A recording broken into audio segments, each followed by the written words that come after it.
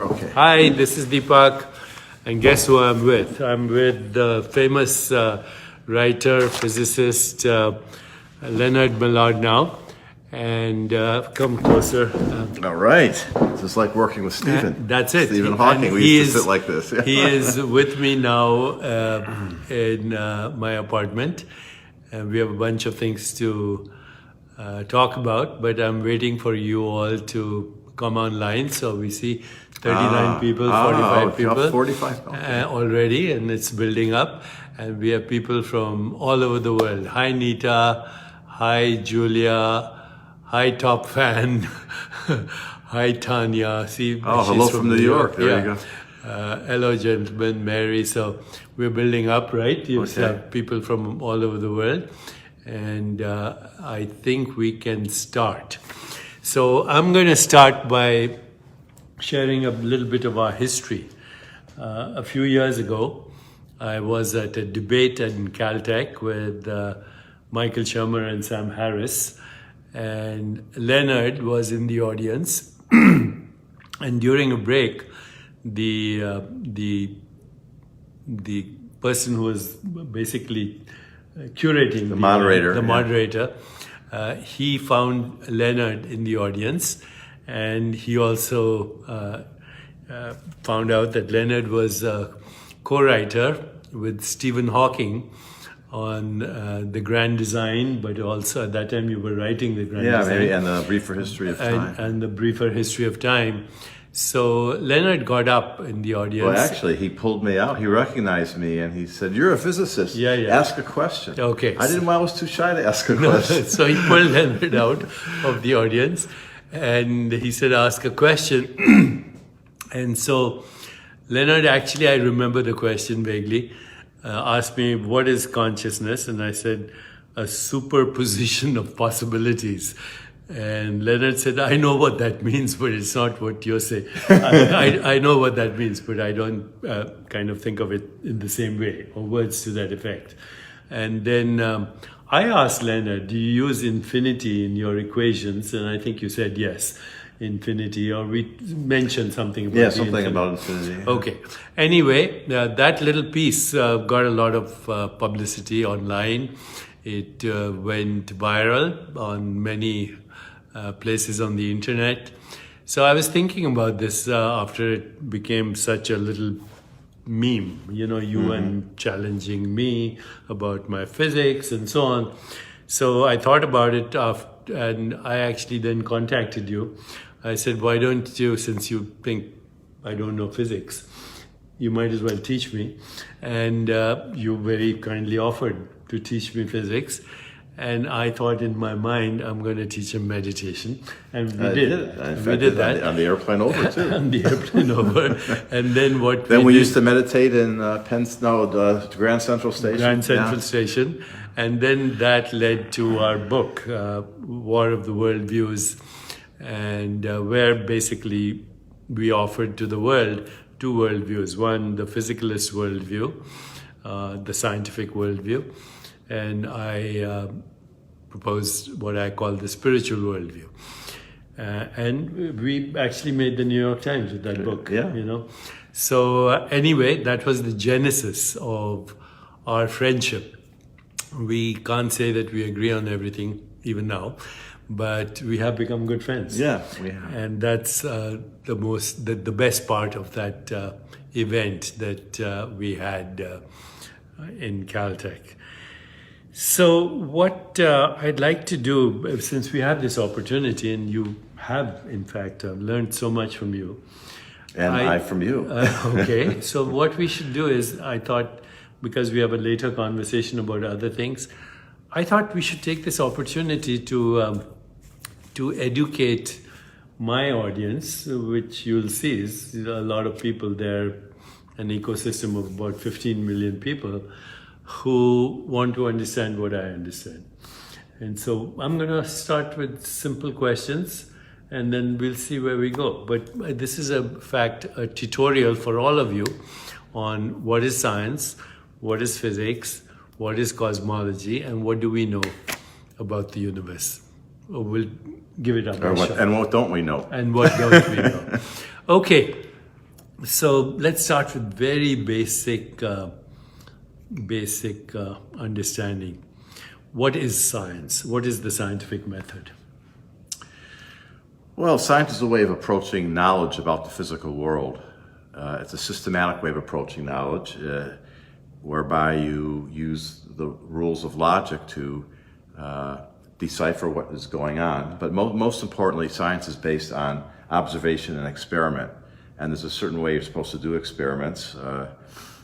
You're supposed to do controlled experiments where you control the conditions and where you compare what you're observing to other ways of doing things to see if the hypothesis that you made is correct. So you start with a hypothesis and you design an experiment to say that you can apply the hypothesis to and make predictions. Then you do your observations on the experiment and you say, were the predictions right? If so, then that supports the hypothesis. It gives us more confidence in the hypothesis. It doesn't prove the hypothesis, it just gives more support to it. Or the time that it proves something is where it contradicts what the hypothesis has predicted. If it contradicts it, then you know that it's wrong. So if it supports it, you don't know that it's right, you just say, well, it's consistent and it's looking better. But if it contradicts it, then obviously there's something wrong. And we keep doing experiments to gather more and more support, and eventually we get more and more confidence in our hypotheses. But you can never prove anything in physics. We can prove that if you believe this, then this follows. But you can't prove anything about the physical world because just because an experiment follows your hypothesis doesn't mean that the next one will. The conditions could be different, and it's you may not have foreseen. It's kind of a modeling of what we think reality is. But right? like, for instance, take Newton's laws, right? Yeah. So Newton's laws worked very well for hundreds of years, and there was a lot of support for Newton's laws. And we can use those to send people to the moon? Yeah, and they describe the way all the planets except for Mercury orbit, and we build bridges and airplanes using Newton's laws, right? But eventually, people found a realm in which Newton's laws didn't work, the quantum atomic realm. And so now we know that Newton's laws they work in certain areas, but they're not the final word. Now we have quantum theory. Is quantum theory the final word? Who knows? Okay, so we've got one thing right now, that science is based on a particular methodology, experiment, observation, theory, that's the loop, and predictability, or if it is not replicable, then it's falsified. Right. And the history of science is actually the history of falsification, in a sense, right? Exactly. In fact, if it's not falsifiable, then it's probably not true. Well, then it's probably not science. Then it's not science. Yeah. That's the history of science. That's what Rudy also taught me. Unless we can falsify, or unless an experiment is subject to falsifiability, it's not a scientific experiment. That's right. Okay. So well, then, it's a theory. If the theory is not subject to falsifiability, it's not a scientific theory. It could be philosophy. It could be philosophy. We'll come to that. Okay. So that's science. Now, how about physics? Because there's classical physics, there's relativity. Sure, well, physics, there's different kinds of science, as you know, Yeah. since you're also a scientist, or at least an endocrinologist is a kind of a scientist. Yeah. So the basic areas of science are biology, which is life, chemistry, which is atoms and molecules, and they, of course, create and are important for life. And then on the other side, the smaller side of chemistry is physics. Physics is about the elementary forces in nature and the particles of nature. That's what it's fundamentally about. It's about the laws and the forces. But we take it from there, and we also use it to describe, the physical relationships, the forces in the real and the macroscopic world. So fundamentally, it's about the fundamental forces of the universe and the particles. But on a different level, it's in our everyday life, it's about the forces that we observe in our everyday macroscopic world. And there's a lot in between there. You can use our theories of the fundamental forces to make transistors and electronics and computers. You can use our theories to make rockets and airplanes and nuclear energy. And there's a lot of applications that physicists take the basic knowledge of the forces of the world, and they apply it into different realms. That's why we have solid state physics and we have astrophysics and different types of physics. But those are all physics where you're taking the basic knowledge and you're applying it in one area or another, and that becomes a field in itself. Okay, so the big developments since, say, Newton were first Einstein with his general and special theories of relativity. Can you say a word about the special theory of relativity and general theory of relativity? Sure. So before Newton, our knowledge of the laws of nature, of physics, the physical world, were very spotty and vague for the most part. And after Newton came up with a theory that allowed people to describe pretty much everything they observed in the macroscopic world. If they could do the math to figure out what his theory said, and then they tested the theory, it was always right, and they could build great buildings and boats and whatever they were building based on that. But then in the late 19th century, some cracks appeared and some things that it didn't seem to explain, especially as technology got better and we got better at making electrical and magnetic things, and also being able to look at the atom and electrons. People learned how to create electrons in the lab and watch how they were flying around, and it didn't seem to work. So there were a couple directions where Newton's laws seemed to be lacking. One was that our electromagnetic theory that came up in the 1860s by a guy named Maxwell invented that. That was a theory of the electromagnetic forces. So you could put that theoretically with Newton's theory of how forces affect motion, and you could figure out how things work. But one problem was that Maxwell's theory said that the speed of light is constant. Okay, so how could this, first of all, is that a problem or is that okay?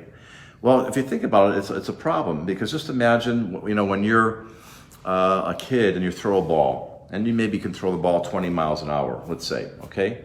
Now a friend of yours is on a bicycle, can also throw the ball 20 miles an hour, but your friend's riding the bike at 10 miles an hour and then throws the ball at 20. How fast is it going? Well, intuitively, you know it's going to be going faster than just when you're standing still. It's going to go 30. So the speed of this ball, which you can throw at 20, is not a constant, because if you're moving when you throw it, it's different. But the speed of light is the same. So if if your little kid had the flashlight, it goes with the speed of light. His friend on the bicycle driving and turns on the flashlight, it's going the same as the one who's standing still. How could that be? So it's constant for all frames of reference. Yeah. So Einstein's special theory of relativity explained that. And it's very interesting because his special theory of relativity was not a very complicated theory or a theory that took tremendous brain power.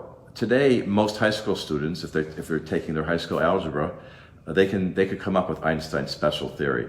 Amazing. Yeah, I remember, by the way, I was a kid growing in India, and I was 12 years old, and an uncle of mine gave me a little book on Einstein's special theory of relativity, written by a Russian, and it had a lot of cartoons. And so I remember this cosmonaut, as they call them, going very fast into the intergalactic space, and then he returns, and everybody on Earth has aged by many decades, while he still looks young. I want to get on that ship. Okay, so you'll age and I won't. Yeah, so that was how I was. That's very good. So that taught you. What did that taught you? That taught you that time is relative to the individual. Correct. Then, of course, Einstein came up with another theory, 1915. Yeah, 15, yeah. The general theory of relativity, which is quite different. It's more about curvature of space-time as the source of gravity, right? Right. So one of the other things that was wrong with Newton's laws, Newton's laws explain how things move in reaction to a force, but he also had what's called the universal law of gravity. And so he explained one of the forces, and that was gravity. So he didn't know much about electricity and magnetism, or of course not the nuclear forces that we know today, but he understood gravity. He studied gravity. He came up with an explanation of the force of gravity. So his Newton's laws talk about how things move in reaction to a force, and his universal law of gravitation talked about that particular force. Electricity and magnetism and the nuclear forces had to come later. When electricity and magnetism came, we saw that his laws about how things move have to be changed. Well, Einstein also noticed that his law of gravity had to be changed. And one of the reasons is, if you look at the orbit of Mercury, it's not explained by Newton's laws. It's the one planet where it's not explained. Of course, Newton's laws don't really work for the other planets either, but the deviations are so small that we don't notice them. But Einstein was using his reasoning and realized that he had come up with a special theory of relativity which one of the things it said was nothing can go faster than light. Speed Okay. of light. Now he didn't say that. He did all the math to do what I said before, and one of the things that popped out was nothing can go faster than light. Well, guess what? Newton's law of gravity, it's all instantaneous. So according to Newton's law of gravity, if I were to, let's say, make the Earth underneath you disappear, or let's say make the sun disappear, okay, the effect of that would happen right away.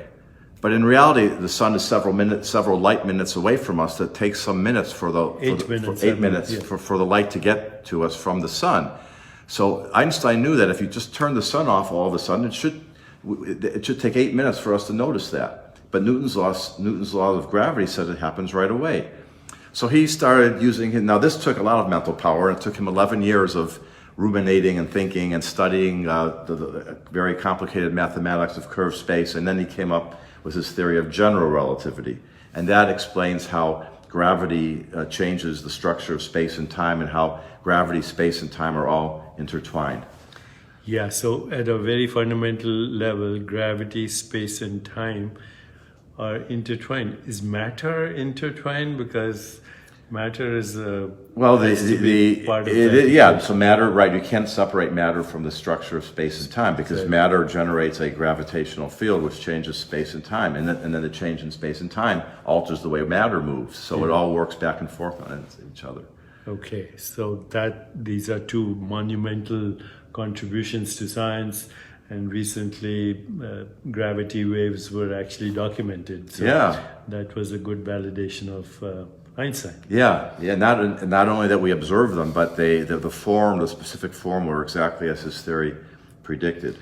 But none of these theories actually, which apply to the big world out there, apply to the microscopic or ultra microscopic world of quantum mechanics, right? Well, okay, so well, first you should realize that the laws of gravity are not really important for small scale things, because the attraction between you and I mean, there's a physical attraction due to our mass. Yes. And that's not measurable. That's because that's only when you've got huge things. And so you can get away if gravity doesn't seem to, gravity isn't really needed on the microscopic level. However, it should apply to it. On the microscopic level, Newton's laws have to be modified as well. So Einstein modified them for gravity and for the way things move. But Einstein and other people also noticed that because of experiments and observations of atoms and light that atoms give off, that there was something wrong with Newton's laws of motion, something more that was wrong with it. And this is what came up from that was called quantum mechanics. And quantum mechanics actually replaces the whole theory of how things react to forces and how things move. Special relativity modified it, but quantum mechanics, you have to throw it out and you have a new theory, and it looks much different. I mean, in some mathematical ways, it's just an alteration, but it really has a much different idea behind it. And Einstein was one of the founders of that, but of course you may have heard that Einstein also was a big opponent of it later. He was one of the people who started it, and he didn't like where it went. But it's science; it's going to go where it's going to go, and you can't control that. So too bad, Einstein. So currently, I think a lot of people think gravity maybe not be part of those forces. Well, so the problem is that as far as we know, nobody knows how to unite gravity and With quantum the theory. In forces. fact, it seems to contradict quantum theory. Okay. And for the most part, nobody has to care, because, as I said, gravity applies to the large scale, quantum theory to the small scale. But one of the things that Stephen Hawking did, Your co-author. my co-author in 2 books, was he found a realm where you really need to use both, and that is black holes. So black holes are obviously massive and very dense, and you have to use the theory of gravity to describe them, right? But they are also quantum mechanical objects, and the quantum effects around a black hole cannot be ignored. And we have no theory of quantum gravity, so he, with his brilliance, was able to take like a Chinese menu, a little bit from gravity, a little bit from quantum mechanics, and come up with a description of black holes, which is not a exact or let's say a perfectly kosher description because he's taking a little bit from each theory and the theories contradict, but he did it in such an artful way that he was able to make a theory using a little bit of this and a little bit of that was pretty convincing. Which in your book you call the M theory, right? Well, this is his theory of Hawking radiation, Okay, black Hawking holes, radiation. and M theory is Much later. something else. So combination of many yeah, theories. that we can get to that, but that would make him really famous in the 70s because people were not really investigating black holes, and he ignored the common wisdom. That they weren't interesting, and nobody cared because, after all, by definition, it's black. You can't see it, and there's none that seem to be around here. And so, why, as a scientist, you talk about what science is? Why would you investigate something that you don't see and it's nowhere nearby? And he felt intuitively that the theoretical object of the black hole was something to investigate that would teach us about gravity and quantum theory, and he proved to be right. And even more than that, his work with Roger Penrose showed that you could look at the collapse of matter into a black hole, which we know happens, is in a way the reverse process of the whole birth of the universe, which is the Big Bang and the expansion. So this proves to be interesting mathematics as well. So he took the theory of black holes and made them very relevant and very hot. So since his early work, a lot of people were. Okay, but let's talk about some of the things that are very confusing to the common person, okay, which are part of what they call quantum weirdness. Mm-hmm. So wave-particle duality, what is that? So wave-particle duality, I always thought, and I'm sure I've told you this before, is in a way a false issue. I wouldn't say it's a false dichotomy. It's a true dichotomy, but in a way it's a false issue. The theory of quantum theory is phrased in mathematical language. By the way, there are different ways of phrasing it, which we could get into later. But any which of the ways you take that phrases it, they all have the same predictions. It's just that the mathematical concepts are different. Okay? Now, when you look at the mathematics, as human beings, we try to interpret the mathematical equations in terms of things that we know. And what do we know? Well, physicists around the early 20th century were very familiar with waves, sound waves, water waves. They were studying light waves. They liked waves. So they look at these equations, and a guy named Schrödinger decided he wanted to see if he could phrase quantum theory as a theory of waves. And he found a mathematical structure where it's just mathematics. It's not waves, it's mathematics, but the mathematics are the kind that describe the things that we can interpret as waves. The wave function. It's a wave function. Predicts the... Well, we'll get to that, but there's waves. You asked me about particles and waves, Yeah. okay? There are other ways where you could phrase it where they look like particles. So when you do experiments, for instance, there are certain phenomena in quantum theory that we, as humans, say it looks like a wave thing, and there's other phenomena that we say it looks like a particle thing. But nature, or God, if there was a God, doesn't care about waves and particles. Nature makes things happen. This is the way they happen, and humans say this is like waves and this is like particles. Why that should be an issue, I don't understand. But if you do a wave-like experiment, what you get is waves. If you do a particle-like experiment, you get... Well, you don't get what you interpret. So okay, let's talk interpret. about one of those. There's a way of taking, let's say, light, and if you shine light of a certain frequency through two slits and you superimpose it at the other side, you get what are called interference fringes. So you see a light in a dark pattern. But a simple question, does a wave have units of mass and wait, energy like a particle? Let me explain what happens. So you shoot the light through and you see these interference. Now you can take an electron and you can shoot an electron through these slits, and you see a pattern at the other end as well of where you might find the electron. So it looks like it's behaving like a wave. To say that it is a wave is a leap of your own interpretation. Mm-hmm. What is it? So what is the wave? The way waves are used in quantum theory is in the wave function is a probability is a distribution. mathematical construct where the square of this wave. So the wave function is a mathematical object that depends. So a function is something that I give you a point in space and time, and it gives me a number back, or a complex number or something, okay? So that's what a function is. It means wherever you are, it has a value. So the wave function is the kind of thing that describes a particle.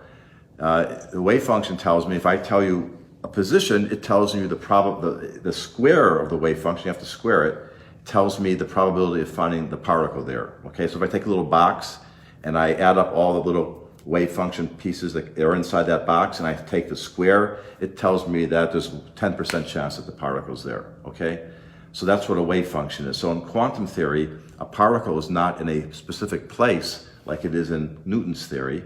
A particle has a probability distribution of being anywhere in the universe. It could be 1,000,000 light years away from here. Every particle, even the particles of your body, have a chance of being, very small chance of being seen 1,000,000 light years from here. And if I go there and I look at your wave function, it tells me what the chances are that I'll find you there. That's what a wave function is. We're talking about levels of reality that are unobservable to the human experience normally. What is reality at that level? Is it physical or is it non-physical, or how do we even define physical? Well, I think that gets back to what we talked about earlier. So the question is, what is reality is the philosophical question. We'll delay that for a moment. Let's get to physics again. What is quantum entanglement? So in quantum theory, I was just talking about how every particle has a wave function. However, you can also, if you have, say you have more than one particle, okay, then if your system is, say, 2 electrons, then your wave function describes the 2 particles, not just the one. Whatever your system is, the wave function describes the whole system. Now, you would think that maybe you could use the wave function of one particle separately from the other, and you could describe the 2-particle system that way. Well, sometimes you can, but in general you can't, okay? And when you can't, that's really when because of entanglement. So there are cases where when you have more than one particle, since particles are identical, that the wave function describes the 2 particles together, and you can't really say when you're investigating the properties of the wave function which of the particles it is. It can be one or the other. Let me ask you something from a layperson. Is at this level, fundamental level, whatever it is, are space, time, energy, information, and what we will ultimately experience as matter, are they all one in the realm of possibilities? Well, so matter and energy are very much one, closely connected, and space and time are. Space, time, and matter and energy are different things. But at the most primordial level, I'm not sure what it means. But in the equations of physics, they are not the same thing. But then, what do people mean when they say entanglement of possibilities? Okay, so they shouldn't be saying entanglement of possibilities, because that's not what gets entangled. But entanglement of particles or states, you can say. Of states. States, yes. Of particle states. Yeah. So what it means is, let's say you have these 2 electrons, and it means that the wave function that describes, that there's one wave function to describe the 2 electrons. And that means that if the 2 electrons, let's say, are going in different directions, okay, one is going that way and one is going that way, okay? If they were Newtonian particles, then you could be out there and you could observe one and you could observe the other. There's no correlation between your observation, okay? In quantum theory, because they're in the same wave function, there can be a correlation. There is a correlation. Observing one will change the possibilities that you'll get if you observe the other one. So that's correlation is entangled. The correlations are, I wouldn't, there is a correlation in the measurements, right? The particles are entangled, they're in an entangled state, and that means that there is a correlation. So that leads to my next question. Then what is this quantum vacuum? Is that in quantum field theory, there is something called quantum vacuum, right? There is, that's the state of lowest energy is the vacuum. And it's brimming with virtual particles. Mm-hmm. What's a virtual particle? So one of the principles of quantum theory is the uncertainty principle. Correct. And, oh, thank you. And the uncertainty principle connects certain quantities and says that if you measure one very closely, you can't measure the other one very closely. And when you do the math, it just pops out. That's one of the things that pops out of the math. For instance, momentum and position. So if I say that you're for sure in this little box of space, then your momentum, then I'm very uncertain about your momentum. Your momentum has a much wider possibilities. That means really your speed, okay? But if I take your speed and measure it very closely, then where you are could be anywhere. The same thing with energy and time. So if you think of the energy and time, imagine a particle is made of energy, right? It's mass, it's a little bundle of energy, right? Well, because there's an uncertainty in how you define energy and time, you cannot say we have zero energy. The vacuum is the lowest energy, we may as well call it zero, okay? If it's 17, just take away 17 and start at zero, okay? So you can't say that you have zero energy because you cannot define energy precisely, or the time that you're looking is undefined. If you want to say I'm looking at a certain time and I'm defining energy to a certain within the certain bounds, then there's a trade-off between how the interval of time you're looking in and how much energy you can define. How accurately you can measure the energy, right? So because of that, when you're looking at in the vacuum, you can't say that the vacuum for all time has zero energy. There's some chances for small times that it has a certain amount of energy. For even smaller times, it could have even more energy. For larger times, it can be closer to zero, right? Because of that, that translates into the theories of physics as in quantum field theory as little particles that can come into existence as long as they get out of existence quickly. So, but this world that we see right now, this world we're experiencing, is it coming out of that quantum vacuum? So most of the world that we experience has nothing to do with quantum theory, because there were so many particles and we're such big objects that it all averages out, and Newton's laws work pretty well. But if you want to be philosophical about it, on the fundamental level, if I want to look into all the little elementary particles inside Deepak, then of course it is that's what's happening down on that level. Mm-hmm. You are made of you are wave functions. Wave functions of particles, and I mean between all the particles, there's no nothingness. There's stuff coming in and out all the time. Is the wave function mental? Some people say it is. Schrodinger's equation describes everything in the universe, right? Theoretically. Mm-hmm. Is the wave? What does it mean to say the wave function is mental? I can't see a wave function. No, a wave function is the name that we give for a certain mathematical aspect of the theory. We call that the wave function. Is mathematics a mental activity? It is. That I can agree with. Okay. Mathematics is a mental activity. Having done it, I know it's a mental activity that can be quite taxing. Theoretical physics. It can give you a headache. Yeah. So I'm criticized for exaggeration, but let me ask you: is biology chemistry? Well, I mean, biology is not chemistry, because to me biology is a study of life and chemistry is the study of atoms and molecules and their interactions. But biology arises from chemical processes, and then chemistry arises from physics. Okay, and physics arises from quantum mechanics. Well, when I say arises, I mean that on a deeper level, is physics quantum mechanics? Well, quantum mechanics is the principal theory upon which all fundamental physics is based. And is quantum mechanics? Yeah, that's perfect. Is quantum mechanics mathematics, or based on mathematics? Yes, it is. Yeah. And mathematics is a mental activity. Yeah. Oh, yeah, I agree. I mean, when mathematics is all our theories of physics are simply mental models that we make. So in fact, when I said earlier that quantum theory, that there's different mathematical formulations, right? There are, like Feynman's formulation and Heisenberg and Schrodinger. These are all different formulations that look the mathematics looks completely different, and the concepts that you use in them are actually different. Okay, you don't see wave functions in Feynman's formulation, for example. Okay, you have histories of I things, read right? an article a long time ago, Eugene Wigner, The Unreasonable Effectiveness of Yes, Mathematics, exactly. right? Yeah. So this activity occurring in human consciousness predicts pretty well what happens in the physical world.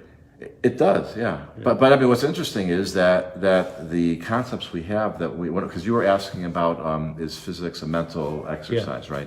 Well, it is mathematics, but because mathematics is physics, is of course, but even more so than being a mental exercise, when I talk about different concepts like a wave function, there are ways of phrasing the physics theories that don't even use that.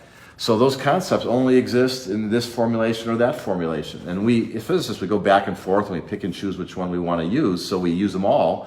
But if you want to just use one, it doesn't even have the same concepts as the other one. So the picture that we have in our head of these atoms is just something that we made up to help us keep track of the math. Correct. And that's what intrigues me a lot, that we can come up with these concepts in our consciousness that ultimately have predictive value to develop technology and now VR and immersive experiences. What is it that's doing all this? That's what Wigner was asking, right? Yeah. And I think that paper was like from 1962 or Yeah. No one has an answer. He said, how can we explain the unreasonable effectiveness of mathematics in the physical world?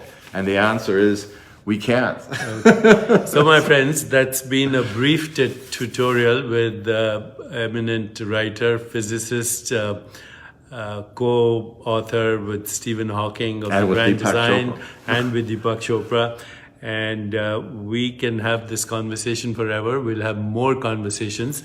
But in the meanwhile, you should go out and get this book. Tell us a little bit about this book, Elastic, by Leonard Mlodinow, your It's latest flexible book. thinking in a time of change. So my thesis is that, by the way, I think this is showing up also backwards right on the video. Yeah, but it doesn't It's matter. called Elastic. Our human thinking in physics, in philosophy, in art, can be put on a spectrum from the logical, mathematical kind of thinking that we physicists you have to use and you use sometimes to solve problems. And at the other end of the spectrum, well, the physics mathematical end of the spectrum is rule-based, where you go from A to B to C.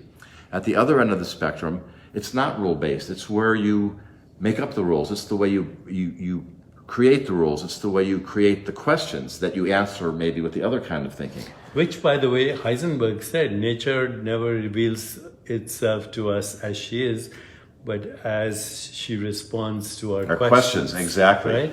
And the questions are very important, that's right. And they sometimes determine the answers, or the type of answers that you get, right?